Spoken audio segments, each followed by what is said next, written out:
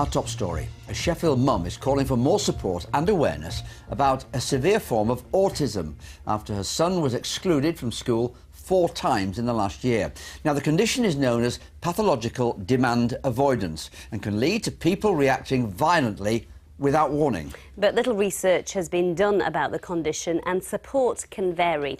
7-year-old Noah was diagnosed last year and his anxiety can result in violent behaviour, swearing and sometimes even running away from school.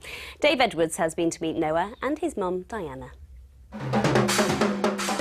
Noah has pathological demand avoidance, or PDA, a form of autism. It means he avoids the ordinary demands of life, even things he might actually enjoy. A simple request can lead to a meltdown, lasting hours. Everything's a challenge. You could tell him he was going to Disney World, or you could tell him you're going to remove all his toys. It doesn't matter. It causes the same anxiety. It's just something different to what you're doing right now. Diana is used to receiving messages about Noah from his school, Door Primary in Sheffield. This one says he's escaped onto a building site and is refusing to come back. There were 8 members of staff surrounding the area. Why do you need a big coat? This is blooming freezing. Many people with PDA have problems controlling their emotions. A typical response to a demand is fight or flight. Noah might become violent or just run away. Aged 4, he was upturning the classroom. He's been excluded from school several times, but Diana says getting support is just as tough. What I need and what the other PDA parents need is recognition of this condition, because as it stands, unless it's recognised by your council, your government, your schools, all it looks like is just a naughty child or a naughty adult, which is why so many of them get sectioned as they get older. Without the support, their social ability won't develop and they won't learn how to live in society.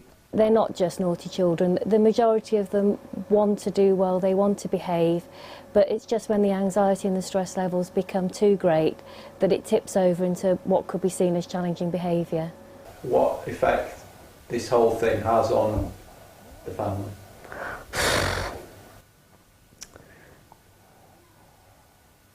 It's hard. You end up, if you go to any of the PDA groups, you'll find the parent who's at the group can attend the group no matter what the day is, because they don't have a job anymore, their career doesn't exist anymore, because they have to probably drop whatever they're doing at any given point to go and collect the child from school.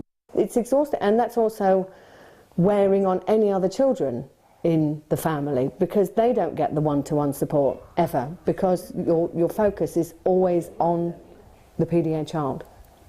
I'm bored of this, so I'm just going... Noah does get one-to-one support from a teaching assistant, but Diana says they're not trained to deal with PDA. Door Primary School says it's not appropriate to comment on an individual case, but it takes all concerns from parents very seriously. Dave Edwards, BBC Look North, Sheffield.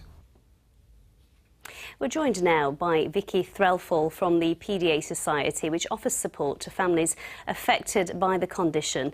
Thank you for joining me, Vikki. Why is there so little awareness and support around PDA? Well, it's a relatively recently identified profile of autism. We've known about autism since the 1940s, and PDA was first identified in the 1980s, so we're still relatively early in our understanding of PDA.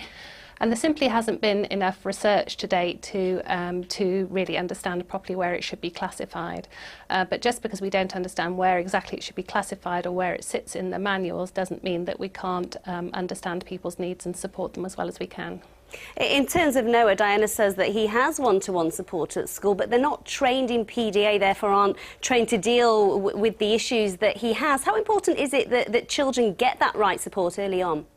Yeah, absolutely. Early intervention is really important, and the really key difference with PDA is that the support strategies that are effective are really very different to those that are conventional parenting or conventional teaching, or even those strategies that are recommended for autism.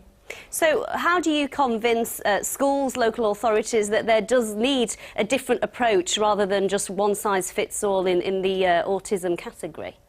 Well, I think the exclusions that Noah's experienced shows that what's happening currently isn't working. So when things aren't working, it's a good idea to look outside of the box and try something different. So PDA-friendly strategies, when they're implemented well, are highly effective.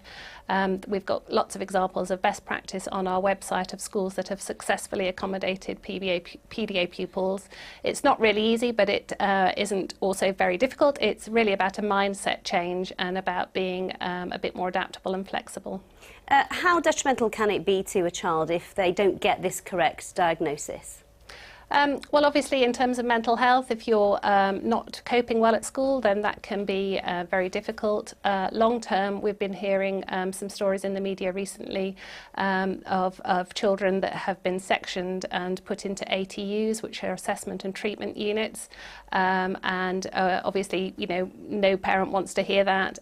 By early identification and intervention, then a lot of these difficulties can be headed off at the pass. But it's really about getting those strategies in place and managing the environment so that the child is much less likely to behave in ways that might seem challenging and lead to these sorts of exclusions. Well, hopefully we're a step closer to raising some awareness on that. Vikki, thank you for joining me. Thank you very much.